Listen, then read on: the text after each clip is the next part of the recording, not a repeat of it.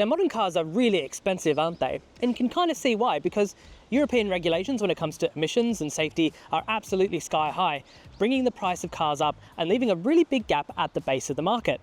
So, in order to fill that, the European Union and European car makers have been getting together to come up with a brand new type of car, something called the E-regulation. And it's actually something that already exists elsewhere in the world. Now, you see, in Japan, they have something called a K-car, which is very tightly governed by its size on the road.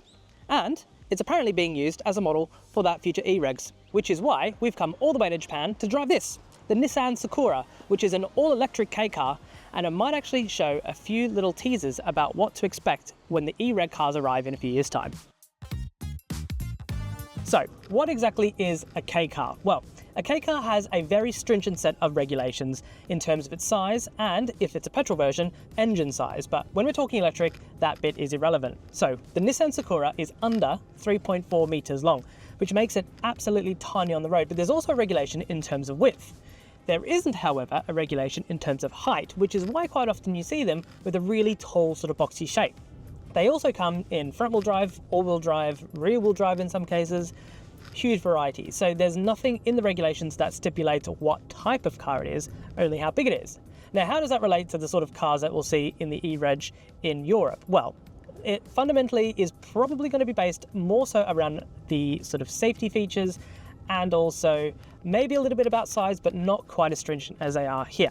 But what's actually one like to drive? Well, we're in the sort of back streets of Yokohama here, and actually it is absolutely perfect. I'm sat quite high so I can see plenty out. The windows are very big, especially even in the back, which is a nice little bonus. And it just feels so easy. So in terms of tech specs, what have we got? Well, the Nissan Sakura has a 20 kilowatt hour battery that powers a single front mounted electric motor and has around 63 horsepower, which isn't a lot. However, torque is 195 newton meters, which is plenty for a car of this size, and it doesn't really weigh anything at about 1.07 tons. Now, I know what you're thinking. What about range? And absolutely, this car on a motorway won't be great. It's just too upright and the aerodynamics isn't really designed for it. But Nissan does say that the car will do about 111 miles on a charge.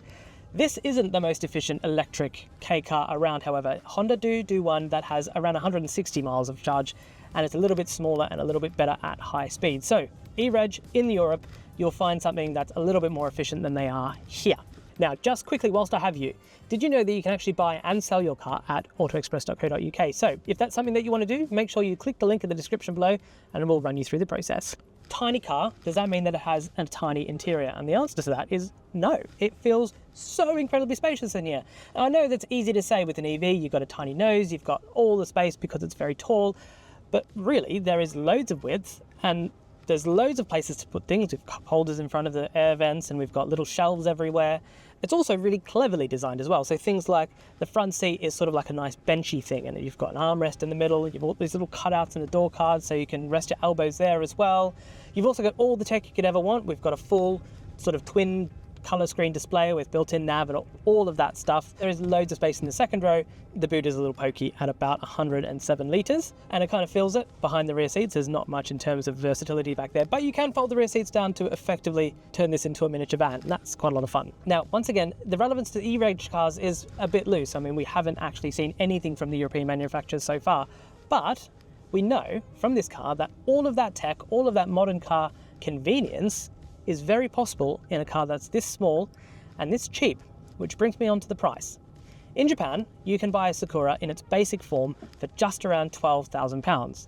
Now, this sort of top spec car is around 15, and that is not a lot of money. Now, things are a little bit less expensive in Japan than they are in Europe, admittedly, but I'm kind of hoping that it's not going to be too far off those price points when they hit. Will this car survive a European road? Yes, no doubt. Absolutely no problem at all. I think what I've kind of noticed about driving this car is just how easy it is as a product. I mean, you don't really see it as a car. This is a mobility device, for the lack of a better word. I know that's a bit of a cliche, but it really does work as one. It gets you from A to B without any worries at a very low cost, and it'll do so with a vaguely environmentally friendly sort of bend. So in my mind, these sorts of cars make absolutely perfect sense here in Japan, and I really do think they'll make plenty of sense in Europe as well. So where does all this leave us?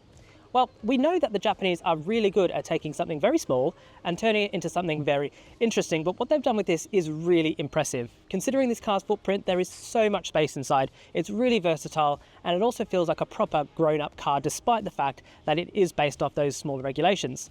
But the real magic here, and this is probably specific to the Nissan Sakura, is that it is dripping with character. It really is massively desirable, and it's totally understandable why these have become so popular in the Japanese markets, whether you need a K car or not. So, if this is something that the Europeans can match when they come in with their new cars in a few years' time, there is definitely good roads ahead.